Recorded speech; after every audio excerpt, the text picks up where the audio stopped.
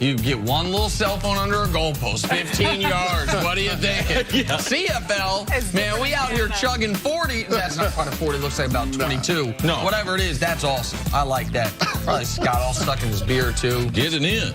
Good for that guy. I like that. It's been a while since I had a drink. Let's get back to the NFL. Two great quarterbacks facing off in Foxborough. Lord help me. Game tied. It's 17 in the fourth when Aaron Jones fumbles, and man, that proved to be costly. Later in the fourth, Julian Edelman finds James White on the double pass. Not too bad. Pretty look from the Patriots. Some creativity. Only the Patriots can execute later. that. New England up 24-17. See there. Tom Brady finds Josh Gordon, 55-yard touchdown. Brady finished with just under 300 yards and a touchdown as the Pats win their 6th in a row. Packers fall to 3-4-1, and here's Brady after the game.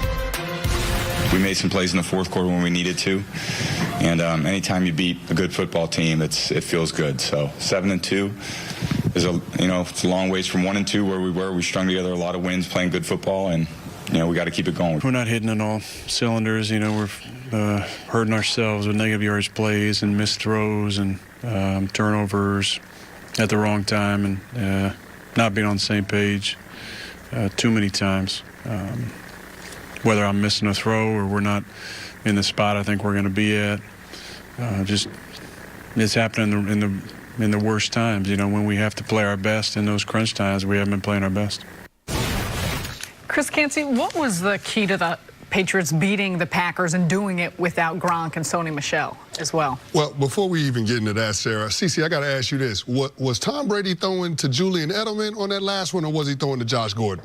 Because it looked like he was throwing to Julian Edelman. It looked like Edelman thought he was throwing to him. It looked like he was throwing to Julian Edelman. That's a very good point. Sometimes it's better to be lucky than good. But, I guess you get a lot of luck when you have Tom Brady and Bill Belichick at the top of your organization. And that's exactly what happened yesterday in the fourth quarter. The Patriots wait for you to make the mistakes, and then they capitalize on them. That's exactly what happened. They had one of their guys, Lawrence guy, forced a fumble on Aaron Jones. They were able to take advantage of it. Double pass that led to the touchdown. And then, of course, being able to force that 3-and-out, which was huge by their defense. Trey Flowers and Adrian Claiborne combining and getting the sack on Aaron Rodgers. They got to punt it away. Guess what they do? They come back down. Josh Gordon, touchdown pass for 55 yards. That's the difference between the Patriots winning and losing games, being able to take advantage of the miscues of the opposing team better than any other team in the National Football League. One thing that you pointed out from the beginning was we know that Sony Michel wasn't there. We know that Gronk wasn't there. So what does Belichick do? How do I replace that productivity? I'm not going to be able to do it with power, force, athleticism, so I'm just going to do it with the scheme. I'm getting ready to steal 7 points. First drive of the game. Green Bay wins the opening kickoff. They defer. Give it to New England. Oh, okay.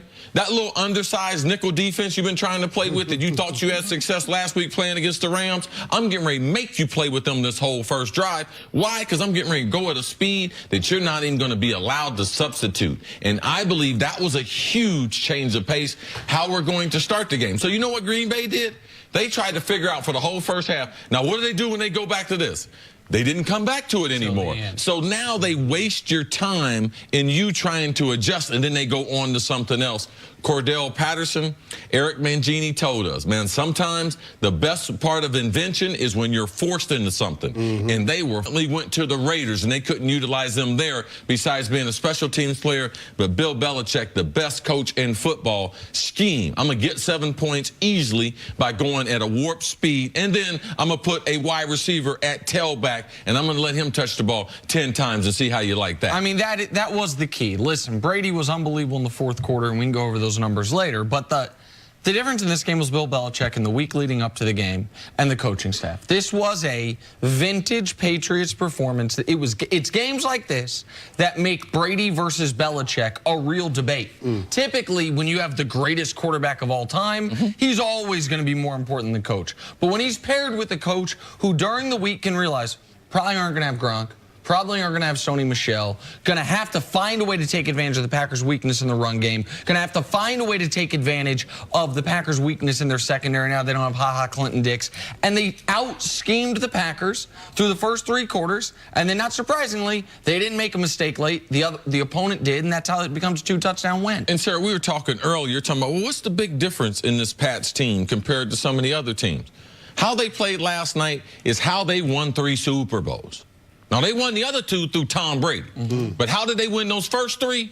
Exactly like that. Field position, win the turnover margin, win time possession, and come up with a couple tricks. One being the no huddle, one being a trick play. Those are the things, a turnover in the fourth quarter. If you're talking about how do they beat people, that's exactly how they have beaten people for a number of years, Chris. You have to have a near flawless performance if you're going to go into Foxborough and win. Now, I've won with the New York Giants and I've lost with the Baltimore Ravens. And the one thing that I can say is if you give them opportunities, especially late in the game, they're going to capitalize on them. And Bill Belichick coach teams, they usually don't make those types of mistakes, especially in the critical phases of the game, 3rd down, end of half, end of game, and especially in the fourth quarter. And that's the difference in this team and why we always see them make an appearance in the AFC Championship game. I understand that the week leading up to this game was all about the 2 quarterbacks against each other. They had the GOATs during the broadcast wearing the jerseys. They had the 2nd greatest basketball player of all time do a little promo video promoting the game. They did a lot of things promoting the Brady Rodgers competition. So let's just look at that for a moment. Through the first 3 quarters, it was a no contest going to Aaron Rodgers. Through the first 3 quarters, Rodgers had him beat in everything. Brady had 6 straight incompletions at one point, near a career high. Brady was not sharp. And then what happened in the fourth quarter? Oh, that's right.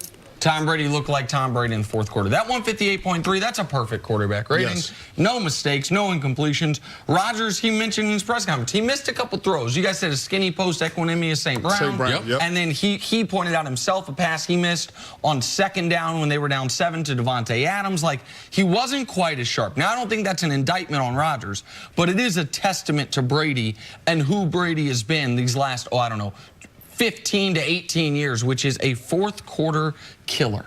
Rodgers in postgame talked about their issues in consistency and communication. Now that they're 3-4-1, do you believe that the Packers can bounce back from this? No, and I don't think the Packers general manager believes that either. That's why they were sellers at the trade deadline. I think that was an honest assessment by BG of where his team was at.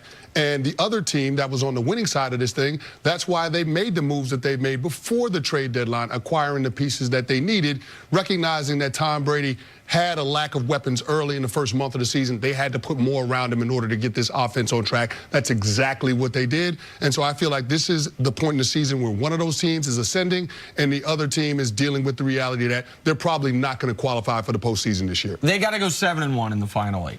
If that's what it is. Is it going to happen? I don't think it's going to happen. I won't eliminate them from it. But but that's what they're at. When you're at 3-4-1, you got to get to 10 wins. The tie is at this point essentially a loss. So you're going to have to go 7-1 the rest of the way. Now, the last 5 games of their season, there's some mostly winnable football games. They're mostly against losing teams, except for the Bears. And the Bears, to me, are a bit of a fraudulent 5-win team right now. But Aaron Rodgers said it after that comeback where they needed a comeback against San Francisco. We got a bye, and then we got a tough schedule coming up. They were in position to win both of these games. A fumble on the kickoff deprived them of an opportunity to win the game last week against the Rams. A fumble in the fourth quarter in a 17-17 game deprived them of their best opportunity to win yesterday. It wasn't their only opportunity, but their best opportunity. They are now... Rodgers never been in this position. Never once in his career as a starter has his team been below 500 at the midway point. That's where they find themselves right now. They got to be able to run the football. I don't care if the kid fumbles. Aaron Jones, you got to be able to give him the football. If they're going to be able to get themselves in position, what was one of the bright spots to me, that was his ability to be able to run the football. They're not going to be able to be effective on the road unless you have a running game. And if you look at Aaron Rodgers, can they go 7-1? Can they make some damage in the playoff? I don't think this team is strong enough. And as you talked about with the general manager being sellers at the trade deadline compared to buyers, and also alluding that he was going to participate in next year in free agency. Well, that doesn't do an awful lot for this year's team. So I don't think this Pats is the best version of the Pats that we've seen the last several years. And I know they could have used Ha-Ha Clinton-Dix yesterday, particularly after their safety got thrown out of the game. Candy, we haven't talked about this. On the ejection. Yeah. You've been in a lot of tough football games, hand fighting with offensive line. That was a bad call by the Zebras. You can't eject that guy in that situation. Right. You can't do it. Like, listen, it should be a flag. It's always a flag if you get caught slapping a guy in the head. But see, what's one of the reasons you played football instead of basketball? Oh, man, because you could assault someone on a regular basis and not get arrested. Yeah, ain't no foul outs in football. No. Physicality is praised. And that is such vintage Patriots. I'm going to do something against the rules. I'm going to shove you after the whistle when the teacher's back is turned. I'm going to bait you into something, and then, oh, look. Oh, hey, flag. Excuse me, sir. Him sir? and Edelman, oh, man, they lead the world. and definitely, look at him. He did it. It was a huge ejection given the fact they didn't have Clinton Dix. Like, this was... But Clinton Dix didn't help to watch the Redskins not much. No, I understand that, but he would have helped. They needed depth yesterday. They needed personnel yesterday. They had injuries. They had an ejection. This was a critical game. The Packers, and even if they go 7-1, every playoff game is going to be on the road. The last road game this team won was December 10th in Cleveland in overtime last season. Uh-oh. Yeah. So, like, even if they get in the tournament, they got to figure out what the hell's happening to them on the road, what's happening to their pass defense on the road. That I don't see a fix coming for anytime soon. Chris Canty, thanks for being here with us today. Thank you guys for having me. Good to see you. We're gonna stay on the topic of another quarterback who has been special. Is Pat Mahomes running away with the MVP? That's next on First Things First. Let me tell you what they ain't saying in Green Bay. RELAX. No. They ain't saying that right now. No relax this year. No.